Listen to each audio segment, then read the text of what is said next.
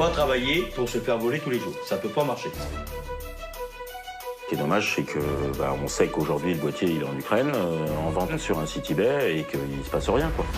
La gendarmerie aujourd'hui n'a pas les moyens de faire face à ce fléau. Pour avoir de l'argent, c'est plus facile que le trafic de drogue. C'est 38 secondes, hein. Ça va très vite. Hein.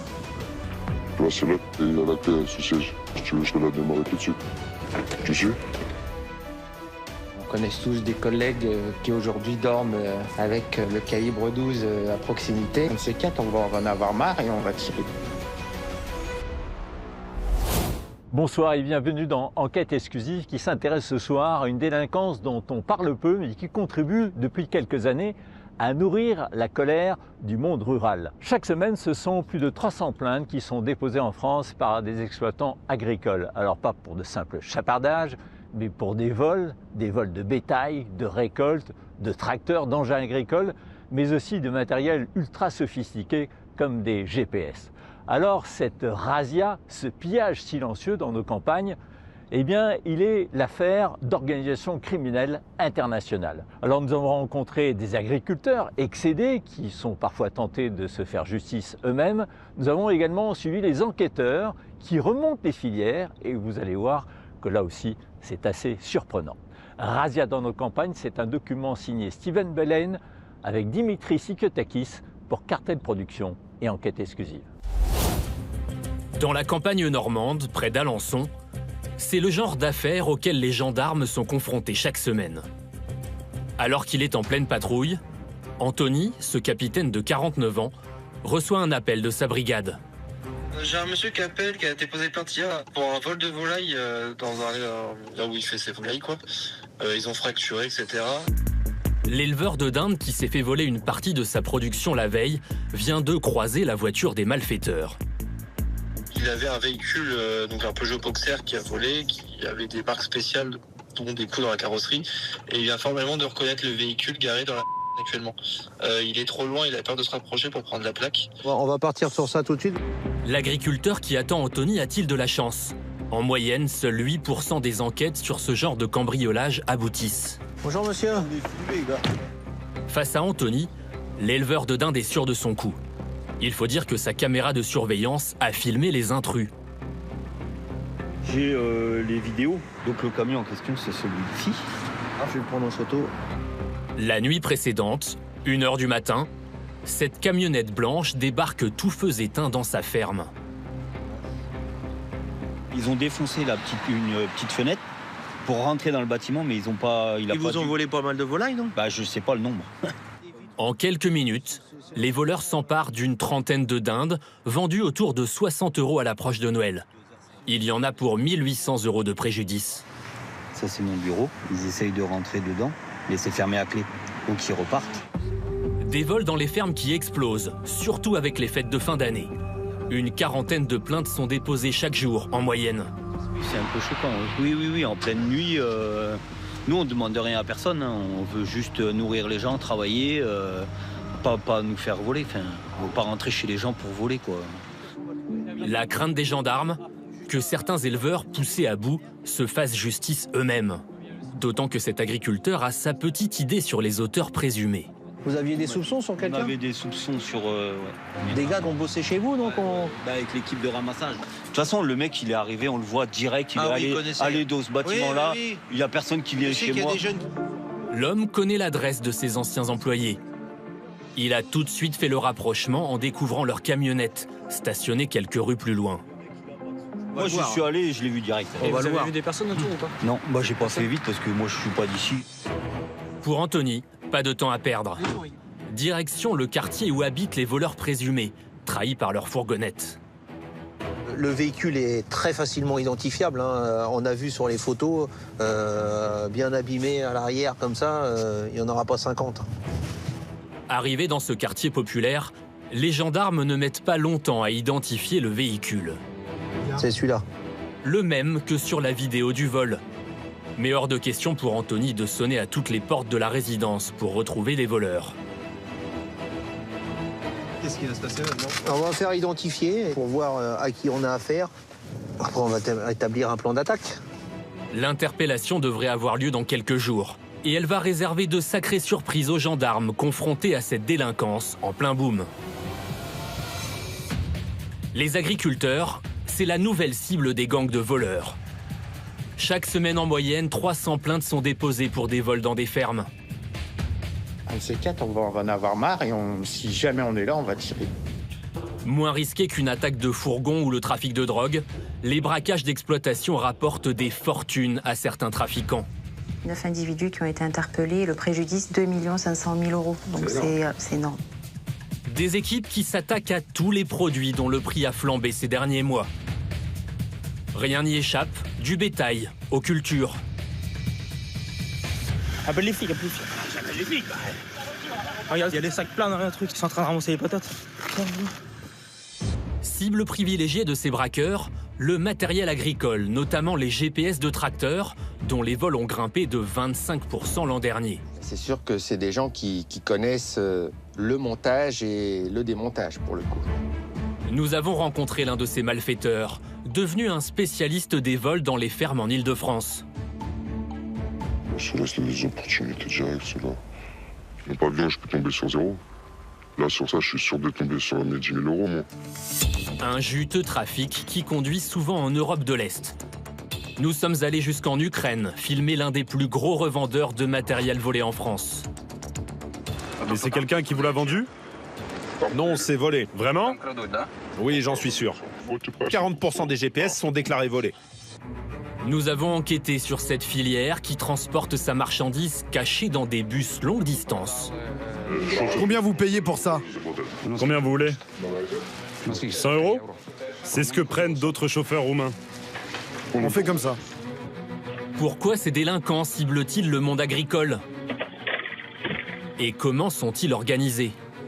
Vous voyez tous les liens qui ramènent à lui. Ah oui. Voilà. Et il est basé où? Il va être probablement en prison, oui. Enquête sur ces nouveaux gangs qui ratissent nos campagnes. En Normandie, l'enquête a bien avancé sur les voleurs de dinde. Trahis par leur camionnette, 2 jeunes ont été identifiés. Connus de la justice pour cambriolage et trafic de stupéfiants. Ce matin-là, Anthony et ses collègues vont tenter de les interpeller et peut-être de mettre la main sur les fameuses volailles. On recherche le vêtement. Hein, vous avez la photo. On va fouiller les congélateurs aussi, voilà, pour voir s'il n'y a pas les animaux de plumée. Les gendarmes préfèrent y aller en nombre, car impossible de savoir comment vont réagir les 2 suspects. Vous regardez bien les deux fenêtres, parce qu'il peut se barrer, hein, avant-arrière. Anthony retourne dans le quartier où l'éleveur de dinde a repéré la camionnette blanche utilisée pour le vol.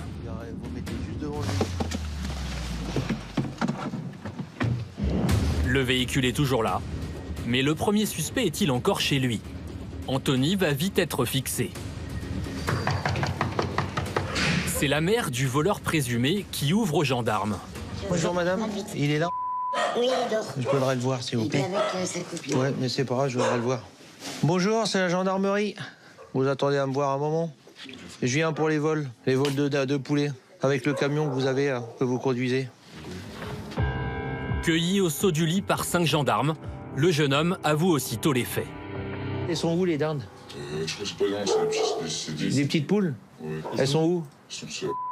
Ils sont vivantes, il y en a combien? Vivantes, ouais. Bah combien? Je sais pas, je sais. 20, 30? 20. Hein? 20. Si le suspect n'a que cette carcasse de dinde dans son congélateur, au même moment, les collègues d'Anthony interviennent chez son complice. Et là, surprise, au détour de cette dépendance.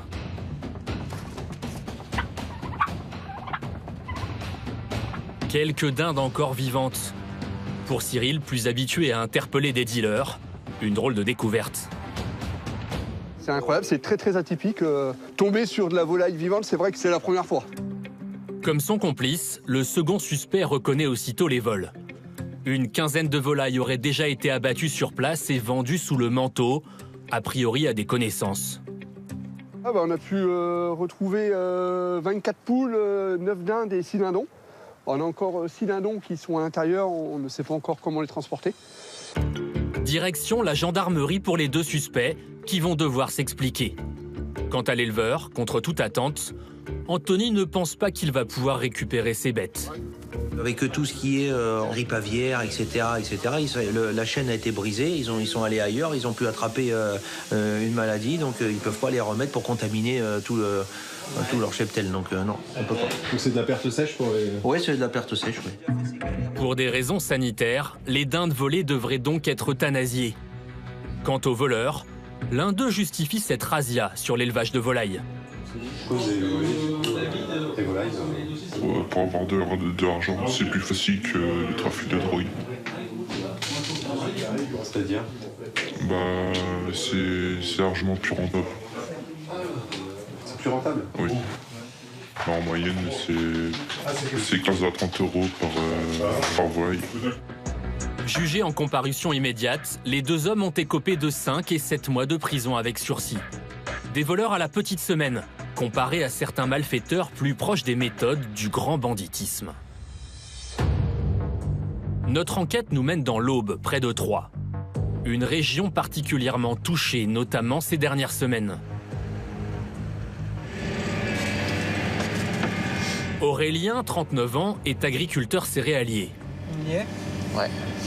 Il y a quelques jours, il a eu une très mauvaise surprise en arrivant au petit matin devant cet entrepôt où sont garés ses tracteurs. Donc là, il y a des vis autofeureuses en bas des tôles. Ils en ont dévissé 3. Alors les gendarmes, on les a retrouvés. Tiens, elles sont ici. En pleine nuit, les voleurs se sont glissés dans le hangar avant de foncer vers la cabine de ce tracteur pour le dépouiller de ses GPS.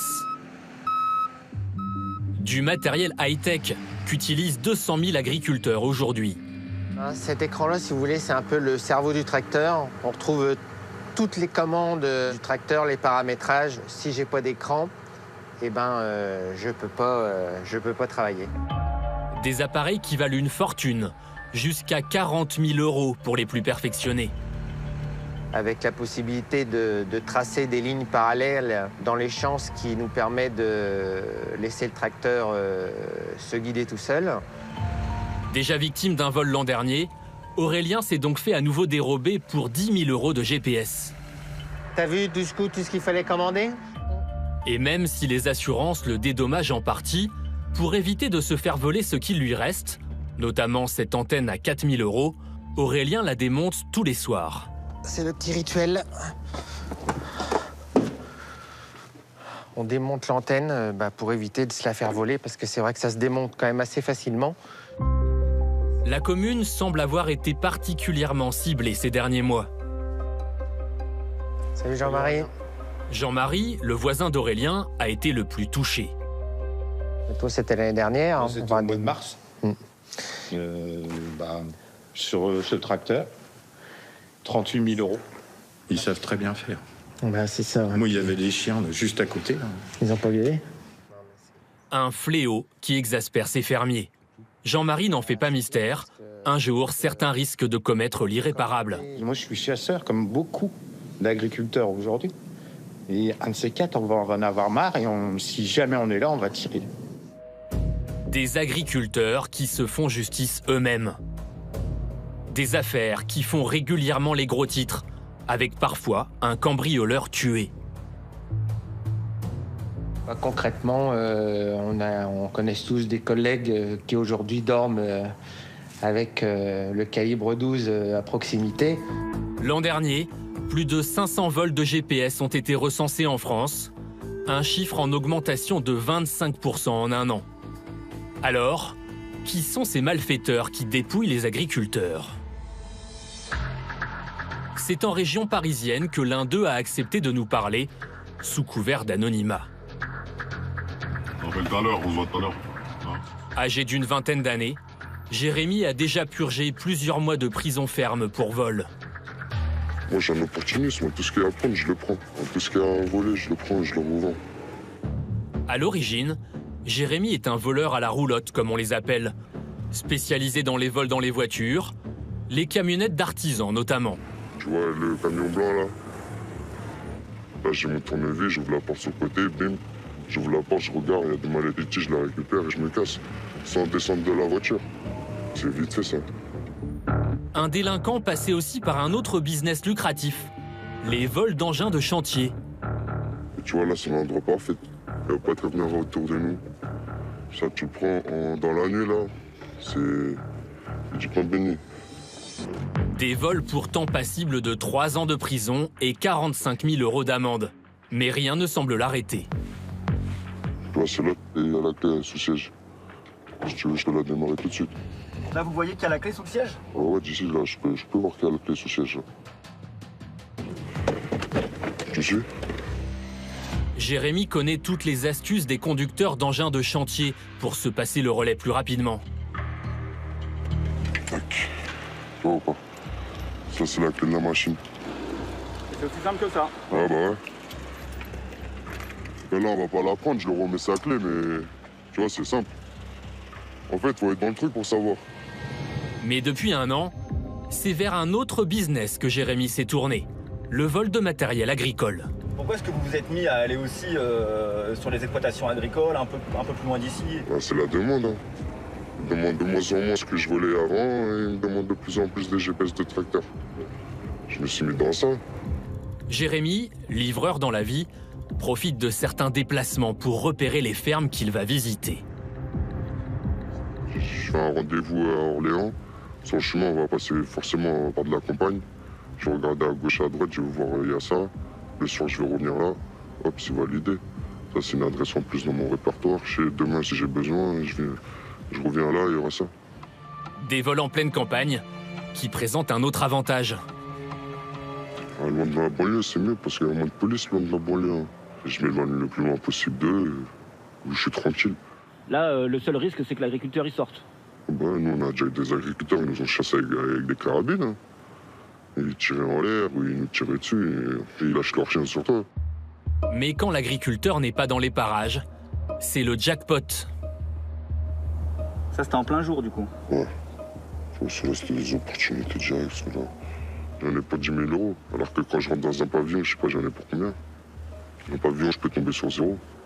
Là, sur ça, je suis sûr de tomber sur mes 10 000 €, moi. Effectivement, ces GPS high-tech, Jérémy les revend à un très bon prix. Les 2 premiers, je les ai revendus 7 000. C'est la même année, pratiquement. Et le 3e, c'est le dernier, je l'ai revendu 10 000.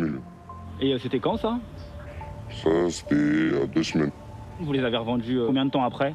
2-3 jours après. En tout neuf, ils sont plus chers, je pense. Ils doivent être à 20 000 € en tout neuf. Mais moi, je revends mon petit prix direct. Comme ça, il n'y a pas de négociation. Ça dépend des commandes que j'ai dans le mois. Plus j'ai de commandes, plus je me fais des sous. Des GPS que Jérémy ne revend pas sur les sites de e-commerce, mais à des receleurs qui les écoulent à leur tour. J'ai déjà eu des acheteurs, ils en prennent 10 d'un coup. 10 d'un coup? Ouais, bah ouais. Après, eux, ils font leur revente après. Hein. Je les arrange sur le prix. Eux, ils les envoient dans les pays de l'Est et après, ils les revendent là-bas plus cher, moins cher. Des petites marges dessus, de bénéfices, mais sur 10, je te fais une bonne marge quand même.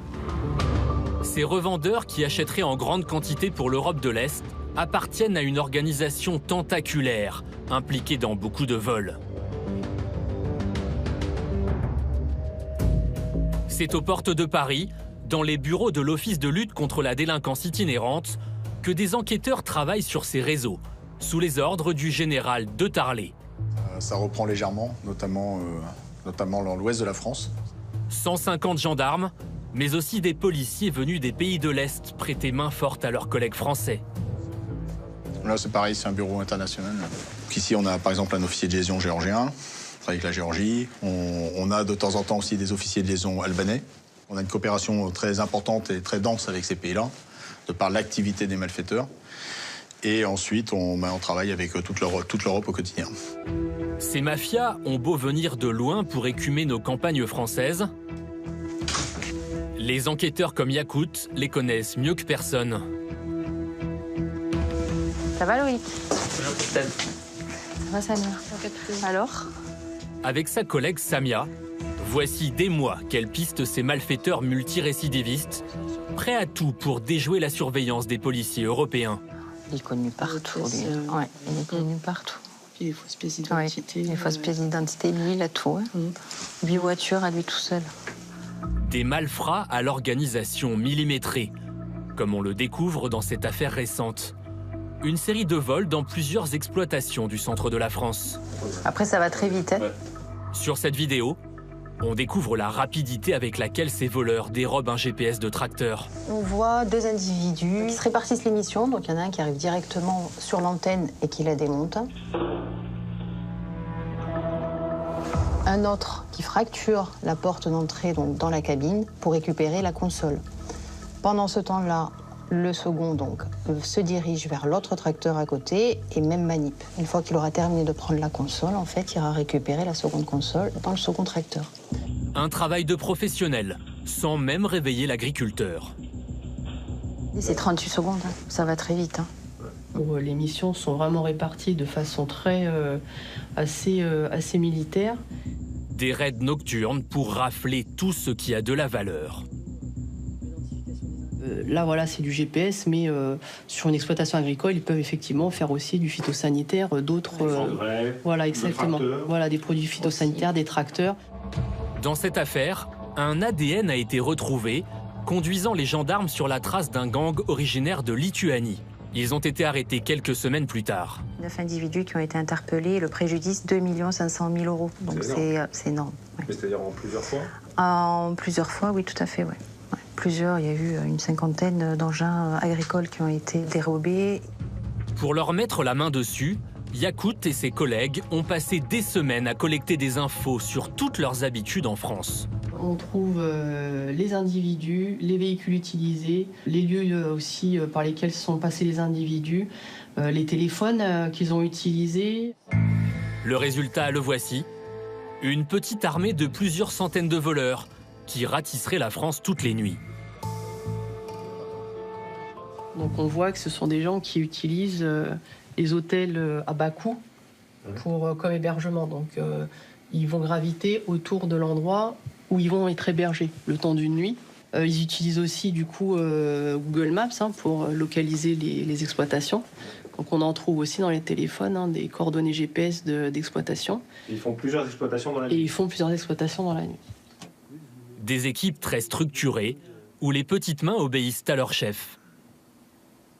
Vous voyez tous les liens qui ramènent à lui. Ah oui. Voilà. Donc quand vous avez c'est un dénominateur commun, voilà, qui nous permet de dire que lui, il a une position assez importante dans la structure, dans l'organisation. Et il est basé où? Il doit être probablement en prison, oui. Et il peut diriger depuis la prison? Ça arrive? Ça n'empêche pas. C'est pas inhabituel, je veux dire. Malheureusement, non. Des malfrats souvent originaires de Lituanie, Moldavie, Roumanie ou Géorgie, où leur business prospère. Les agriculteurs français sont d'ailleurs souvent les premiers informés de leurs activités secrètes. La preuve, nous l'avons dénichée au sud de la région parisienne, dans l'Essonne. Une région écumée par ces malfrats. Mathieu, ce céréalier, en sait quelque chose. Là, on a travaillé le sol et le semoir a semé dans la ligne qui venait juste d'être travaillée. C'est pour ça que vous voyez des lignes. Il y a quelques semaines, lui aussi a été victime de gangs spécialisés. Le préjudice, 30 000 € de GPS volés. Mais à la différence de ses collègues, Mathieu a réussi à retrouver leurs traces. En effet, ces GPS sont équipés de traceurs. L'agriculteur a pu suivre l'itinéraire des malfrats une fois le cambriolage effectué. Voilà, donc c'est le trajet vous voyez, qu'ils ont pu faire. Donc c'était autour de 3h37 que le cambriolage a eu lieu chez moi. 3h53, visiblement, ils ont fait un stop ici. Ils ont fait un autre stop du côté d'Arpajon. Et après, on est arrivé du côté de Brétigny-sur-Orge. Donc c'est un camp qui est en bordure de la N104. À une demi-heure de sa ferme, les voleurs vivent apparemment sur ce campement de gens du voyage. C'est un camp de Manouche, quoi. Ah, c'est un camp de ressortissants Rome ou Manouche Ou Rome, ou Manouche, ou je sais pas quoi, mais toute cette zone-là, en fait, il y a beaucoup de caravanes. Nous nous sommes rendus sur place en caméra discrète.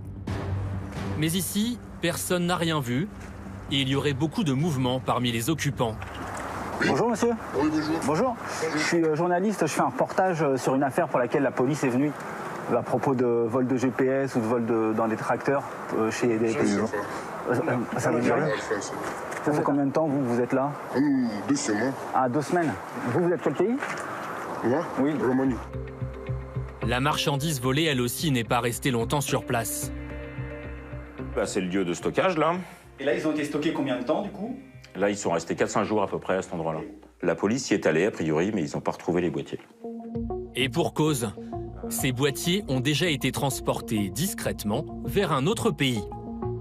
C'est par le plus grand des hasards que Mathieu retrouve la trace de l'un de ses GPS volés.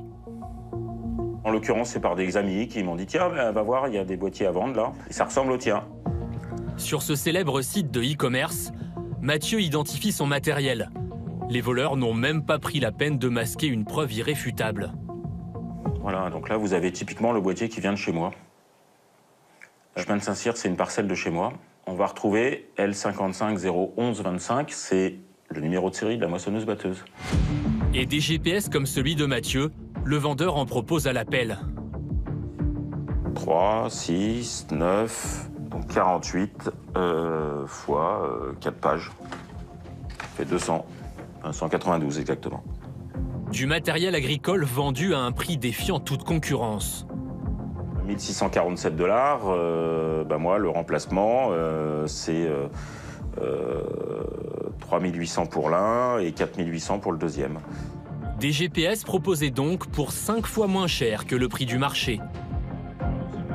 Quand vous voyez les prix là, c'est impossible que cet acheteur il ait acheté légalement pour proposer ces prix-là. Bah, c'est complètement impossible. Mais alors, où ces GPS a priori volés ont-ils été livrés? Le site marchand, il est en Ukraine.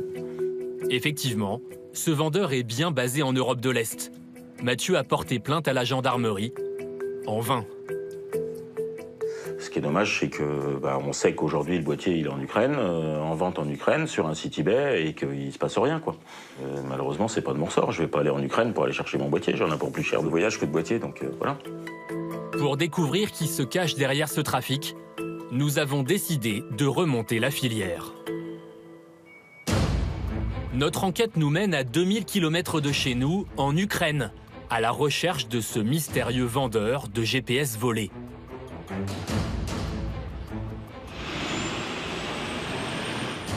Accompagnés de 2 journalistes ukrainiens, nous prenons la direction du sud du pays. C'est là que l'individu a indiqué l'adresse de son business. Nous traversons cette partie de l'Ukraine plombée elle aussi par la guerre. Après 3 ans de conflit, l'ancien grenier à blé de l'Europe, comme on l'appelait, est en crise, avec des récoltes en baisse de 10%. Arrivé dans la ville indiquée sur le site, nous appelons le vendeur pour lui donner rendez-vous, promettant de lui acheter un GPS. Allô, bonjour. Je vous appelle à propos du GPS de la marque Class. Quand est-ce que vous voulez qu'on se retrouve? Est-ce qu'on peut se rejoindre dans une demi-heure? Ok, je viens avec l'article. On fait comme ça, ok. Installé juste à côté, le propriétaire du site arrive et nous fait monter dans sa voiture. C'est lui, il est arrivé. Nous le tournons en caméra discrète. Bonjour. Bonjour. L'homme se prénomme Michael. C'est un Ukrainien d'une 40aine d'années. Donc c'est à vous que je parlais? Oui. L'individu a apporté ce GPS d'occasion vendu 1400 €. Il coûte 5 fois plus cher en France. C'est le modèle que nous avons regardé? Oui, nous en avons beaucoup sur le site. Un GPS de tracteur vendu tel quel, sans emballage. Il n'y a pas de boîte? Non, on nous les livre sans boîte. Mais d'où ça vient? De toute l'Europe. Voyant notre surprise, le vendeur joue carte sur table. Mais c'est quelqu'un qui vous l'a vendu? Non, c'est volé. Vraiment? Oui, j'en suis sûr. Un article volé que Michael n'hésite pas à mettre en vente. Selon lui, aucun risque. Nous essayons de vendre seulement du bon équipement. Mais celui-là est volé, c'est sûr. Mais on ne va pas avoir de soucis? C'est sûr? Quel problème pourriez-vous avoir? Je n'en sais rien. Si c'est volé, ça ne me rassure pas. Vous savez, j'en vends depuis 10 ans. Nous cherchons alors à savoir où il se fournit. Qui vous les vend? Ça vient d'ici? On les fait venir de Pologne, de Roumanie, de Lituanie. Aucun ne vient d'Ukraine. Voyant que l'homme est plutôt transparent, nous dévoilons notre identité. C'est un journaliste français. Bonjour. C'est sur les GPS volés en France. Vous pouvez en parler à la caméra? Un peu hésitant, Michael finit par lever le voile sur ce business clandestin. Qu'est-ce que vous me faites faire? Commerçant, il tient une boutique d'informatique. Mais en parallèle, Michael vend des GPS agricoles sur Internet. Combien vendez-vous de GPS et d'antennes par an? Une centaine. Une centaine par an? Oui. Des GPS dont il sait très bien s'ils sont volés ou pas, grâce à une application régulièrement mise à jour par les fabricants. On peut voir les statuts ici. Ces GPS sont actifs, ceux-là sont déclarés volés. Mais en fonction des signalements aux fabricants, leur statut peut changer. En gros, 40% des GPS sont déclarés volés. Et Michael a beau s'en défendre, lui aussi en vend. C'est bien sur son site que Mathieu l'agriculteur a repéré son GPS volé. Mais le commerçant ukrainien évoque des erreurs. Nous ne connaissions pas le statut de ce GPS. Nous avons eu une plainte sur le site. Après ça, nous avons commencé à vérifier.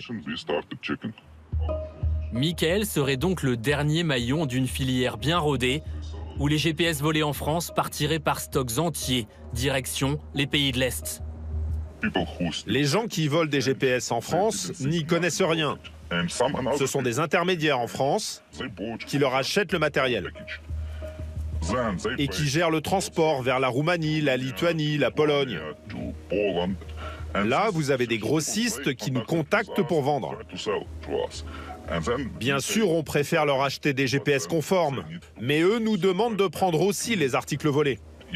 Si tu n'achètes que les bons articles, c'est plus cher.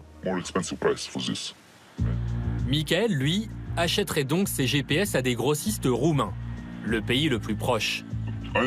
Je ne le connais pas, il m'a contacté sur le site. C'était hier. Je leur achète les articles, ils nous les envoient. Mais on ne se voit jamais. Une livraison discrète et jamais en main propre. Selon Michael, tout se passerait dans une ville frontière, à 1 heure de route. Il y a des bus pas chers qui transportent tous les produits jusqu'à la frontière. Là, on récupère la marchandise dans le bus et on paye le chauffeur. Les GPS volés transiteraient donc par des lignes de bus depuis la Roumanie jusqu'à la frontière ukrainienne. Pour en savoir plus, nous avons poussé notre enquête jusqu'à cette fameuse ville où aboutirait le trafic. La gare routière est là. Voici donc la gare routière où de nombreux bus longue distance et pas chers alimenteraient ce marché clandestin.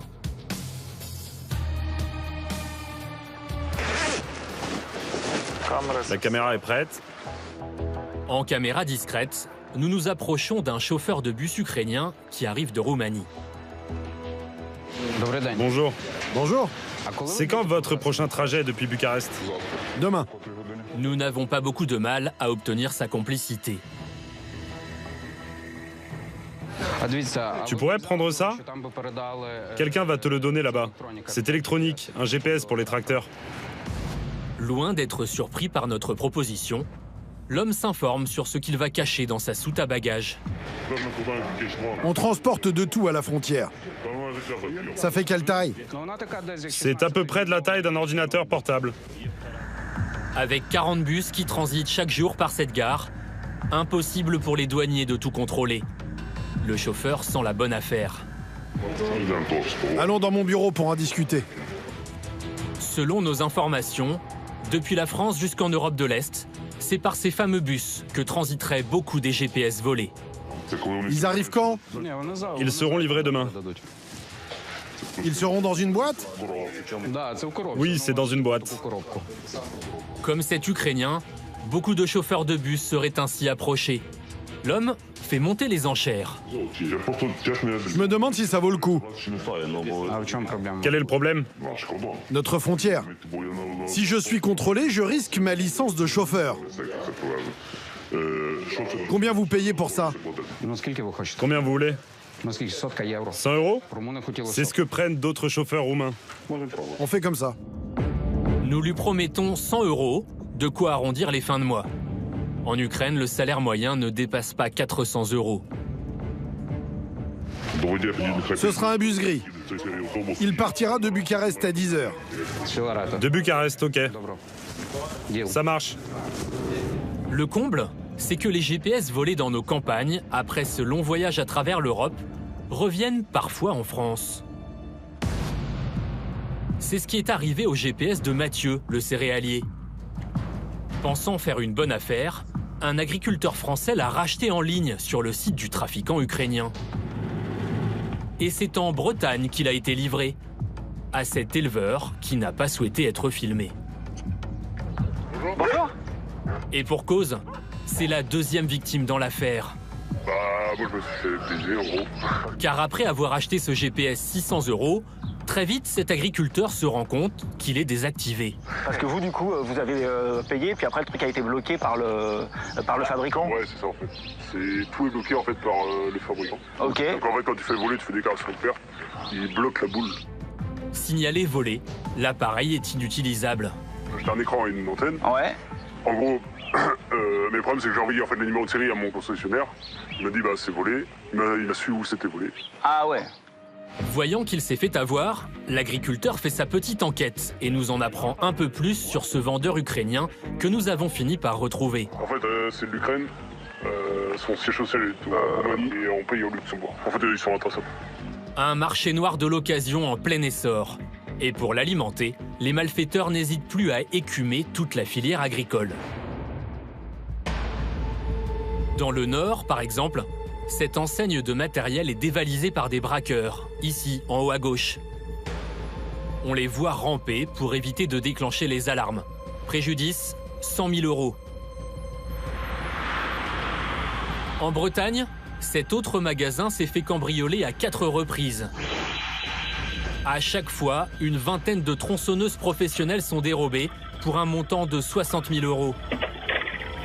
Principale destination de ces trafics, les pays de l'Est.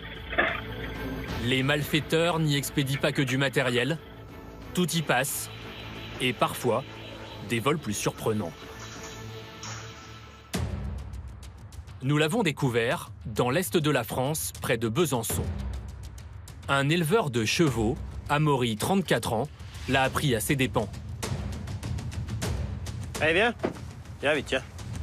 Avec son père Gilbert, voilà des années qu'ils élèvent ces comtois, des chevaux de trait réputés pour leur robustesse. Ils ont déjà mis le poil d'hiver, là. Amaury en possède une dizaine. Autrefois utilisés pour les travaux des champs, t'as mon gros pépère ? Ils sont aujourd'hui très populaires pour les festivités locales. C'est bien.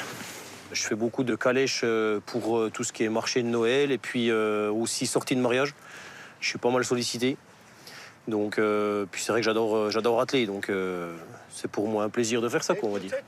Des chevaux de 700 kilos, très puissants, mais très dociles, et de plus en plus convoités par les trafiquants. Allez, décolle-toi un peu. Allez, Phoenix. Allez, viens. Allez, viens, Phoenix. Voilà. Je sais pas si vous avez vu la facilité pour charger les chevaux, nous, donc c'est assez facile pour les voleurs de venir les prendre. Amaury en a fait les frais il y a quelques semaines, en débarquant un matin dans un champ voisin où pâturaient 5 de ses bêtes. Une équipe de voleurs a agi en pleine nuit, embarquant ces animaux, estimés à 5 000 euros chacun. Ah, ils avaient quand même fait fort, hein. Donc là, en fait, ils avaient coupé les fils nets, là, entre les deux petits bosquets, là. Et puis, donc, ils étaient passés par là.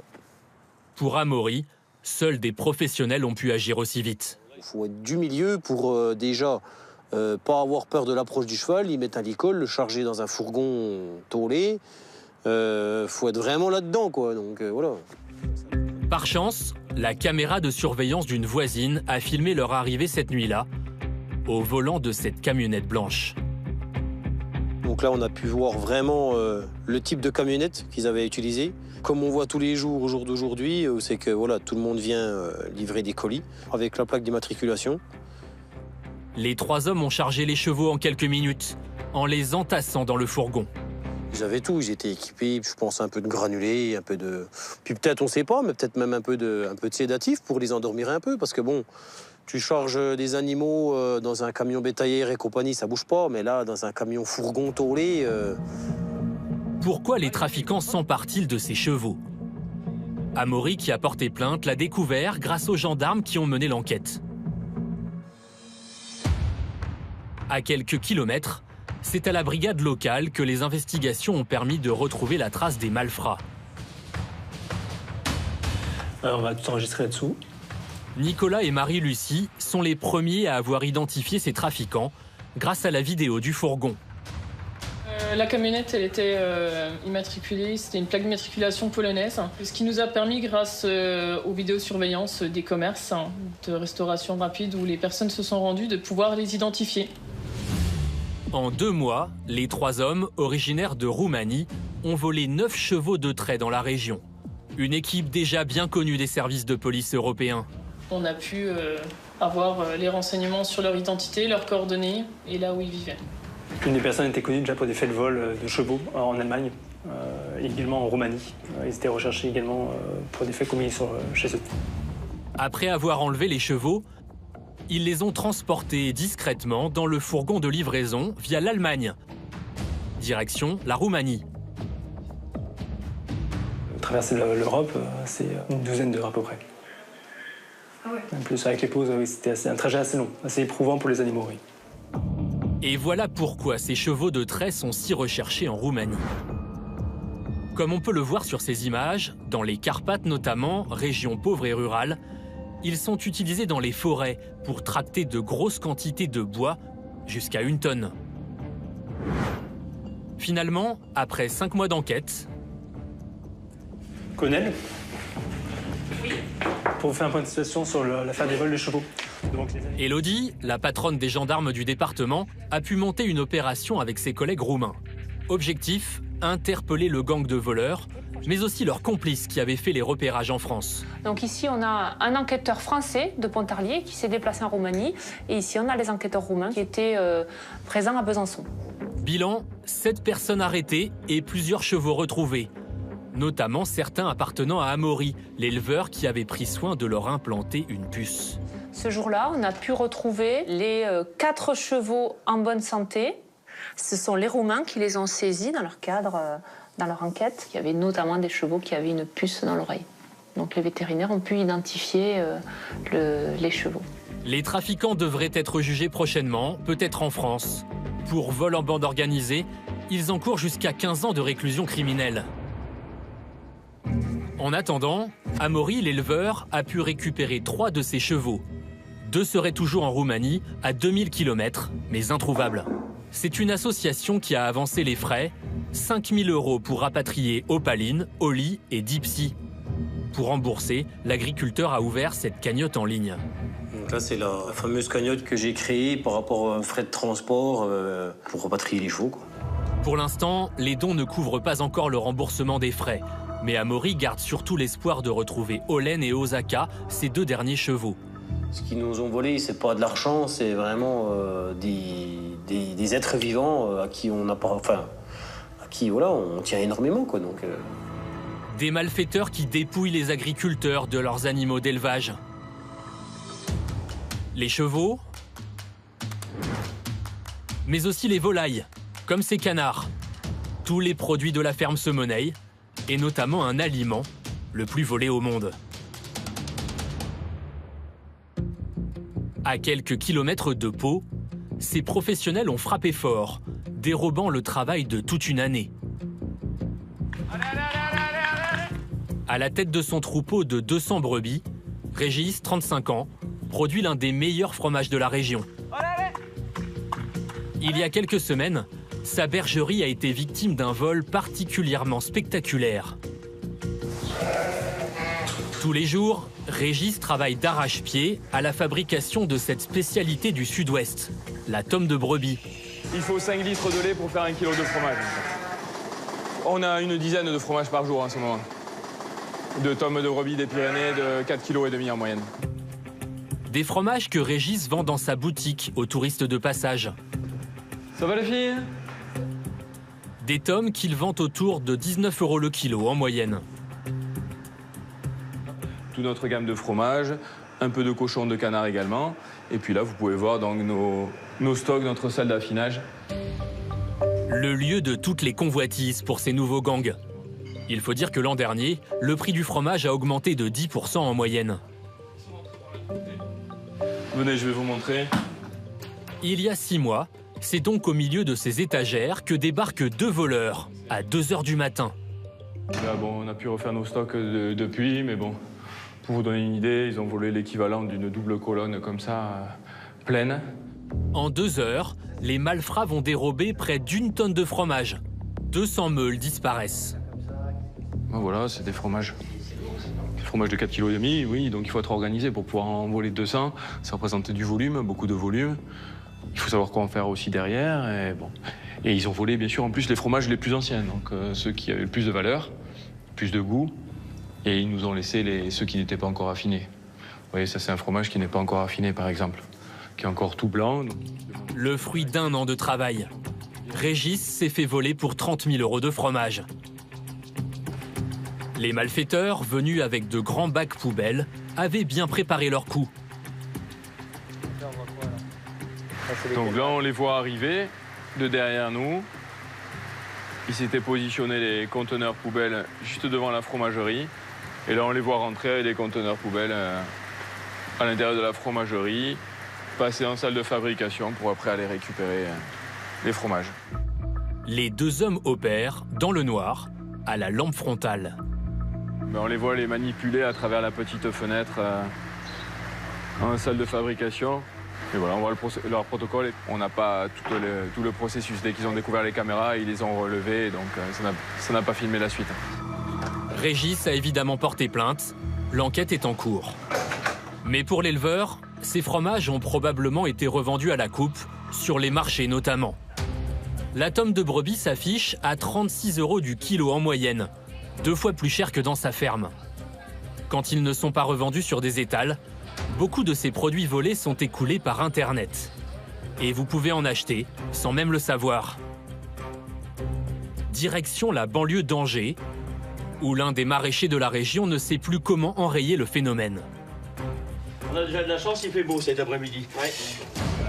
Voilà 30 ans que Patrick cultive des légumes, aujourd'hui épaulé par ses 2 fils, Étienne et Maxime. Là, c'est très bien. On va aller là-bas. Mais depuis plusieurs mois, hop là, ces journées de travail sont perturbées par des intrusions, comme ce jour-là, alors que nous filmons. Il y a un voisin qui m'a appelé en disant qu'il y avait des gens peut-être qui étaient intervenus dans les parcelles. On va aller faire un tour vite fait.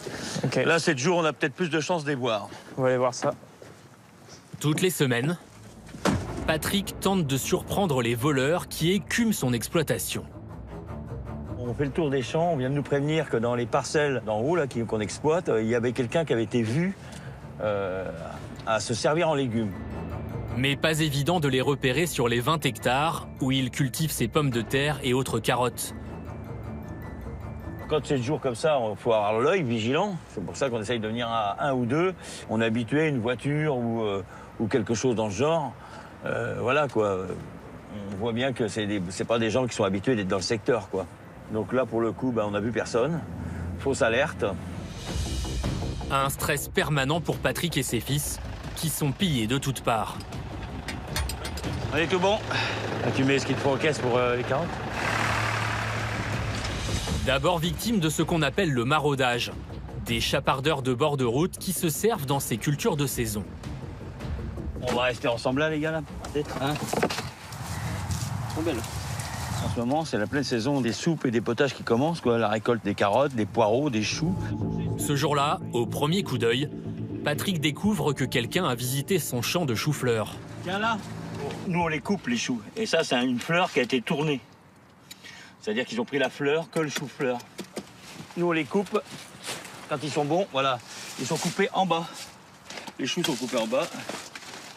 Et nous on les retourne comme ça. Voilà. Un chou comme ça, en prix moyen, il est vendu 2 € sur un marché. C'est du vol pour voler, quoi. Et pour lui, pas besoin de chercher très loin. On a des camps sur Angers de Rome qui travaillent dans les champs, ils passent tous les jours sur la nationale, donc ils ont le temps, ils peuvent bien, ils regardent en passant ce qu'il y a à manger pour le soir, quoi. On n'est pas leur frigo, quoi. Mais pour Patrick, il y a pire. Des voleurs plus aguerris et qui font des ravages. Avec ses fils, ils sont tombés dessus l'hiver dernier lors d'une ronde de nuit. C'est en route, là? Ah oui, tiens. L'agriculteur a même filmé la scène.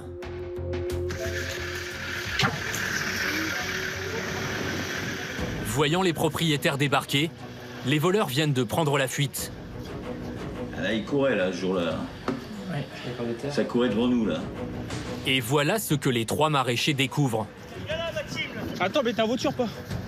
Dans la précipitation, les malfrats viennent d'abandonner leur voiture, bloquée par la camionnette de Patrick. Regardez. Ils sont où, là? C'est bon, j'ai les clés de la bagnole, moi. Moi, j'ai les clés de la Audi, de la bagnole. On va les calmer, là. Ah, c'est de la merde, il y a la bagnole dans l'état qu'elle est. Appelle les flics, J'appelle les flics. L'équipe très organisée a eu le temps de retourner le champ. Objectif, déterrer des centaines de pommes de terre, les charger dans la voiture et faire des allers-retours. Regarde, il y a des sacs pleins dans un truc, ils sont en train de ramasser les patates. Au total, les voleurs ont eu le temps de dérober 1 tonne de pommes de terre. Il y en a pour plus de 1 000 € à la revente. On a pris les clés de la voiture pour pas qu'ils repartent, quoi. Et eux, ils sont repartis, on sait pas comment. On a essayé d'aller les chercher, mais on les a jamais retrouvés. L'inspection de la voiture a finalement permis aux gendarmes de remonter jusqu'aux auteurs présumés, un groupe issu de la communauté Rome. À 10 minutes près, on les avait pas, quoi. Le procès devrait s'ouvrir l'an prochain, mais Patrick a peu d'espoir de croiser les voleurs.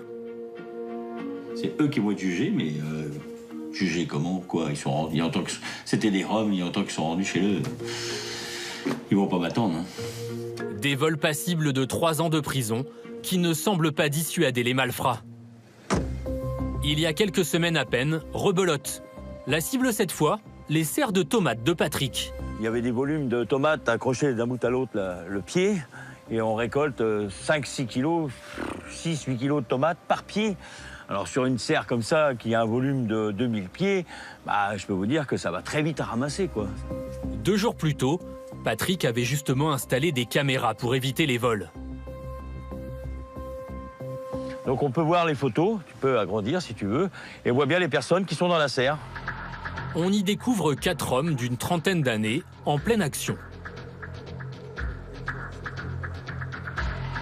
Alors celui-ci, hop, il n'avait pas repris de caisse et il s'avère qu'il a mis ses tomates dans le t-shirt. Préjudice, 200 kilos de tomates volées en quelques minutes. À 4, ça cueille, hein. C'est pas. Il met pas de temps à cueillir 200 kilos de tomates en 10-15 minutes. Ah oui, en 10-15 minutes, c'est cueilli, quoi. Résultat, 8 mois de travail envolé et un manque à gagner de 700 €. Pour Patrick, c'est le même genre d'équipe qui est passé à l'action. C'est assez similaire entre le vol des pommes de terre et le vol des tomates, quoi. C'est à peu près les mêmes personnes, le même fonctionnement, ils se stationnent au même endroit. Rien que sur la commune, 5 maraîchers comme Patrick se sont fait dévaliser les uns après les autres. Malgré les plaintes, rien ne semble arrêter ces pillages. Hop, c'est tout bon. Pour Patrick et ses fils qui vendent leurs légumes sur les marchés, c'est une perte sèche. L'équivalent de presque 3 mois de salaire. Sur 2 ans, on s'est fait voler peut-être 5 000 € de marchandises, quoi. Sur 2 années, quoi. Sur 2 années, 5 000 €, quoi. Donc, bah, ça commence à bien faire. On ne peut pas travailler pour se faire voler tous les jours. Ça ne peut pas marcher. Que font les voleurs de tous ces légumes? Une bonne partie serait revendue sur Internet. Bah, quand je cherche pommes de terre, il peut y avoir plein de patates. Comme sur ce célèbre site de petites annonces, où Patrick découvre des revendeurs de pommes de terre dans sa région. C'est un truc de fou, il y en a plein avant, mais bon, je pense que c'est plus des professionnels que des particuliers, ou ceux qui ont volé les pommes de terre. Des légumes affichés parfois à des prix imbattables. 1 € le kilo, 2 fois moins cher qu'en grande surface. Ah bah tiens, cette annonce-là, il y a juste à regarder, là, c'est la même variété que nous, qu'on s'est fait voler, là. Et ils les vendent pas très cher en plus, donc ça pourrait presque correspondre à des... le filet. Oui, bah ça fait pas cher, hein. Ouais. Ça fait pas cher, ça. C'est pas cher. Des petites annonces où régulièrement les gendarmes retrouvent de grosses quantités de légumes volés. Comme ce stock, il y a quelques mois dans le nord de la France. Il y a des annonces qui sont bizarres, très bizarres. Des dizaines d'annonces, entre professionnels et ramasseurs occasionnels qui ne s'en cachent même pas. Ils chapardent en toute illégalité dans les champs. Allez, hop, on démarre dans la parcelle d'en haut là-bas. Hein, c'est parti. Culture, bétail ou matériel, l'an dernier, plus de 16 000 plaintes ont été déposées en France pour des vols dans le monde agricole.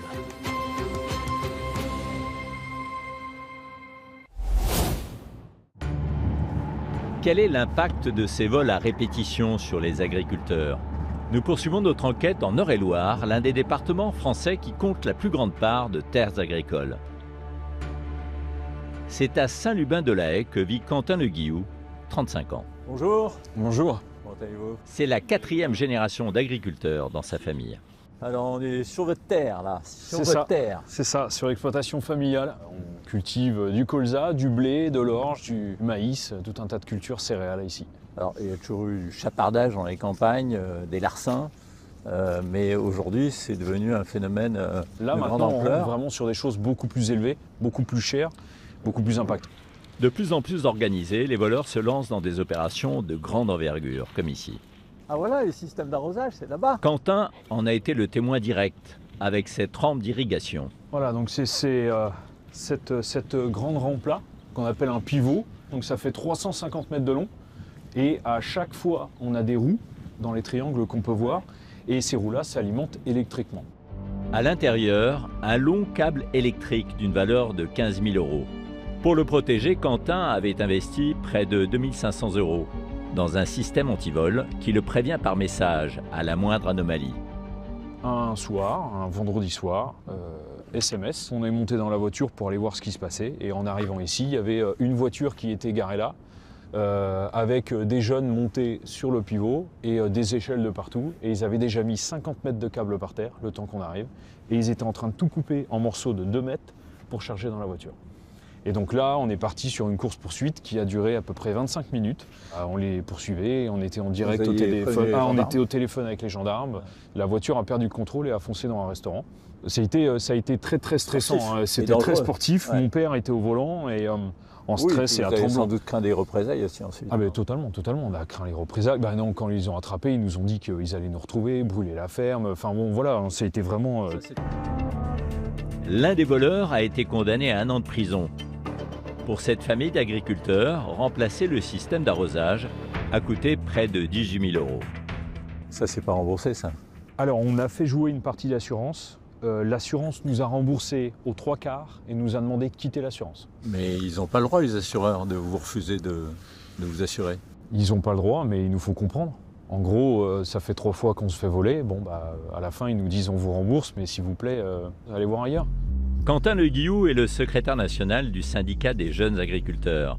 Il est en première ligne face aux techniques des voleurs qui ne se contentent plus des simples pièces détachées comme les GPS, mais volent carrément les engins agricoles, si imposants soient-ils. Ça, c'est en 1 heure de temps, des gens bien organisés. Mais le voleur part au volant du tracteur ou comment ça se passe? Alors, ce qu'on voit de plus en plus, ce qui est en train d'arriver, le camion arrive, c'est des camions bâchés. Celui que vous allez croiser sur l'autoroute. Ils viennent avec un camion.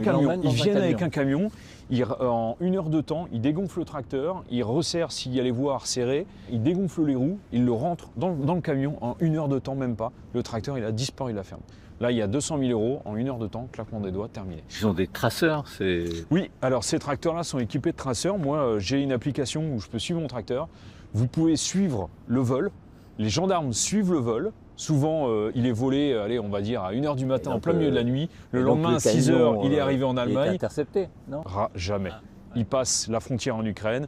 Et là, au moment où il passe la frontière de Pologne et qu'il rentre en Ukraine, tac, terminé, plus de signal GPS.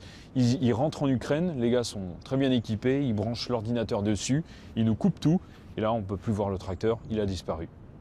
Quentin et sa famille se sont également fait voler à de multiples reprises du carburant et du petit matériel. Ils investissent donc en moyenne 1 000 € par an dans la protection de la ferme. À commencer par leur chien Bosco, un bosseron de 60 kg. C'est assez efficace. On a des gens qui des fois viennent un petit peu en repérage, qui viennent voir, et quand ils voient le chien, il est gentil lui, mais il ne faut pas mettre les mains. Là tout de suite, ça calme un peu. Quentin a également installé des détecteurs de mouvement et 3 caméras de surveillance. Donc c'est une caméra tout simple qui marche avec le panneau photovoltaïque. C'est un truc qui vaut 100 € sur des sites marchands. Une carte SIM dedans et ça nous renvoie sur le téléphone. Ça nous met en alerte quand quelqu'un passe devant. Oui, mais enfin, elles sont visibles. Ah, elles sont visibles, mais on c'est vous les net pique, aussi. Non, ça, on nous les pique pas parce qu'on les met suffisamment haut. Il faut déjà vouloir les voler. Ah, vous les Par mettez contre, en haut on les met de mât, très haut. En haut de mât, très haut, de manière à pouvoir voir la personne s'il y a une dégradation. Rien n'est laissé au hasard pour protéger sa ferme, au risque d'alourdir encore sa charge de travail. Je vais vous montrer le carburant. Il a dû notamment installer une double sécurité sur son réservoir d'essence. On repère 5-10 minutes dans notre journée quand on veut faire le plein, mais au moins on est assuré aujourd'hui. Ici j'ai une citerne qui est enterrée en dessous. Et en fait, à l'époque, on avait des gens en pleine nuit, ou des fois même en journée quand on n'était pas là, qui venaient, qui prenaient le pistolet, qui appuyaient sur le bouton et qui se chargeaient. Tout simplement. Ils faisaient le plein, ils en volaient, ils partaient avec, et nous, on s'apercevait qu'en fait, on avait le compteur. Avec des bidons, avec des bidons. On a retrouvé, ça nous est arrivé d'arriver ici un matin, il y a 3-4 bidons par terre qu'ils avaient laissés, et être partis avec 1000 ou 2000 litres. Ah ouais, réellement. Et là, c'est un impact direct sur l'exploitation. Donc ce qu'on a fait en place, on a rajouté des boîtiers de mise en marche, et c'est surtout qu'on a installé un boîtier à clé. Et aujourd'hui, pour mettre en marche ma pompe, je dois aller à mon disjoncteur, mettre une clé qui est cachée dans un autre bâtiment pour mettre en route l'électricité, qui va me mettre en route la pompe. Après, je vais pouvoir appuyer sur mon premier bouton pour mettre le carburant. C'est une multitude de petites choses, mais aujourd'hui, c'est efficace. Ça nous arrive où des fois, on voit le pistolet par terre, tiens, il y a quelqu'un qui a essayé, mais ça marche pas. Donc c'est efficace, mais voilà ce qu'on est obligé de faire. Dans quelques jours, le père de Quentin va partir à la retraite. Le jeune agriculteur s'associera alors avec son petit frère de 21 ans. Mais les vols pèsent sur leur projet d'avenir. Là, on se pose la question avec mon jeune frère qui va venir s'installer de refaire des pommes de terre. Derrière, on sait que systématiquement, sur l'hectare qu'on va faire, on va peut-être s'en faire voler 1 tonne, 2 tonnes ou 3 tonnes. Et ça, il va falloir l'anticiper sur une perte économique quasiment. Maintenant, il va falloir penser à ça. Parce que ça modifie le modèle économique déjà fragile. Bien sûr, parce qu'on va se faire voler, on va se faire dégrader. On fait du maïs, on a des gens tous les ans qui viennent retirer des pains de maïs. C'est rien, ils vont retirer 5-6. Sauf que si demain j'ai 1000 personnes qui me font ça, ils dévastent ma parcelle. Et quand on intercepte, parce qu'on a déjà arrêté ces gens-là, j'ai déjà attrapé, confronté devant la gendarmerie, ça nous est déjà arrivé dans un champ de pommes de terre derrière, je passe pour le méchant.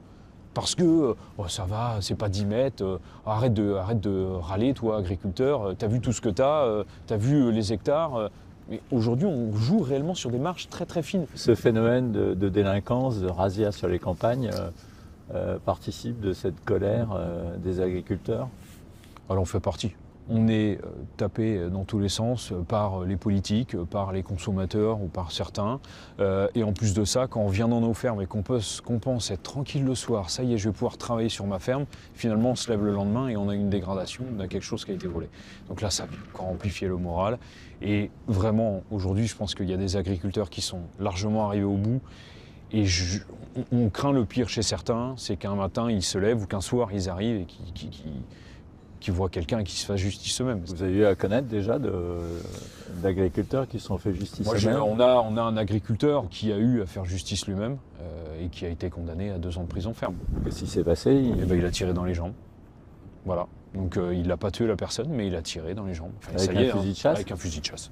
Et ça c'est les choses qu'on craint. Ça, c'est réellement les choses qu'on craint, parce que quand on a des agriculteurs qui se lèvent et qui se disent « je ne gagne plus ma vie », et qu'en plus, il y a des dégradations, ça devient dangereux. Chaque jour en France, ce sont en moyenne plus de 40 exploitations qui sont victimes d'infractions. Voilà, c'est la fin de cette émission. Merci d'avoir été avec nous. Rendez-vous la semaine prochaine pour un nouveau document d'enquête exclusive. Bonhomme de neige et petits flocons, est-ce que vous êtes prêts pour le défilé de Noël? La semaine prochaine, dans Enquête exclusive direction New York, devenue en quelques années la capitale mondiale de Noël.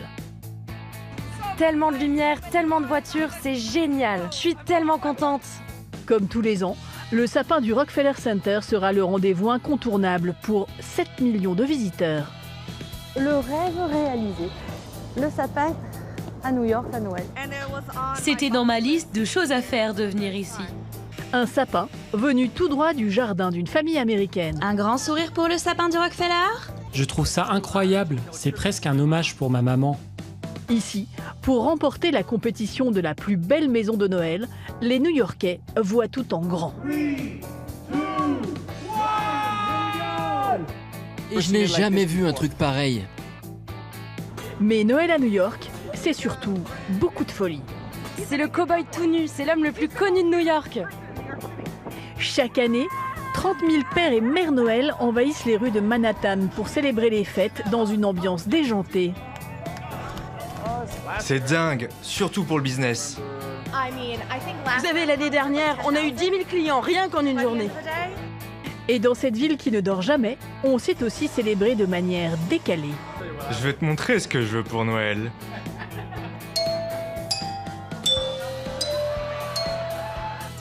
Noël à New York, c'est vraiment spécial.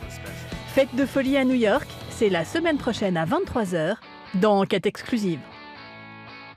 Cette émission a été préparée avec Marie-Claire Polo, réalisation plateau Édouard Bridge, rédaction en chef d'Enquête exclusive Maude Brunel et Christophe Brûlé, production Anne Conézil. Bonne soirée sur M6.